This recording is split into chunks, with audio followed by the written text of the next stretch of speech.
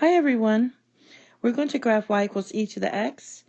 Remember that e equals 2.718, and I'm going to go pretty quickly on this one because this one is very similar to y equals 2 to the x. So hopefully you watch that one. I'm just going to go really fast on it. So we have x and y, and I'm just going to go -1, 0, 1 on this one. -1 would be 1 over e, which is about 0.37. 0, anything to the 0 power equals 1. And then 1 would go to map to 2.718, which is your e. All right, and so if we graph this, it's basically the same as, it's almost like y equals 3 to the x, basically. So I'm going to go really close to this 3 up here. And then it comes down like this. It looks just like y equals 2 to the x, or 3 to the x. All right, and the same information applies for this. The domain is all real numbers. Your range is y equals, y is greater than 0, or y is positive. That means it has a horizontal asymptote, y equals 0. And what else do we need? There's no zeros here because it doesn't have any x-intercepts. It's increasing, y is increasing. Y is increasing from negative infinity to infinity. If we look at our end behavior here, y is decreasing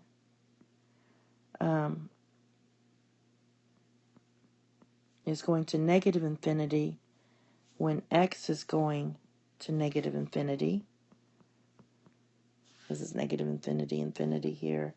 All right, and it's going positive infinity when x is going to positive infinity. All right, what else? There's no symmetry here, therefore it's not even or odd. So you write neither for that, no symmetry. And it is 1-to-1, so that means we can do the inverse. So basically on the inverse, what we're doing is we're switching the x and the y. And you switch the x and the y, you get 0.37. Goes to -1. 1 goes to 0. And 2.718 goes to 1. So basically, it's just like, so what does 1 go to? 1 goes to 0, and almost 3 goes to 1. So it's basically like this. That's the inverse. The original was like this. Something, making it too big here. All right, so it reflects over the y equals x.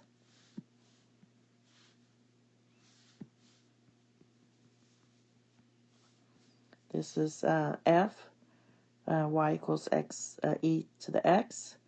This is f inverse, which is actually y equals ln of x. All right, that's the inverse of that. All right, we have to do transformations. And it's just like before, so we're going to have y equals e to the x minus h plus k. And let's do the horizontal first. So let me graph y equals e to the x. Goes almost to 3. There's your parent function, something like that. Let's shift this to the right. Let's go ahead and shift it to the right by 3 this time. So we're going to move this over by 3, 3, 3, and it still has a horizontal asymptote at y equals 0. And then for the vertical shift, it's just going to be e to the x. Let's go up this time, plus 4. So from my parent function, I'm going to go up 4, 1, 2, 3, 4, and 1, 2, 3, 4. Basically, we have a new horizontal. I should have gone down. we have a horizontal asymptote at y equals 4. So 1, 2, 3, 4. We have a horizontal asymptote now at y equals 4. That means the range is y is greater than 4.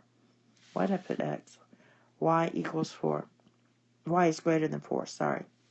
So basically you're just shifting it up by 4 units. Alright? So just remember that y equals e to the x is the same as like y equals 2 to the x or 3 to the x.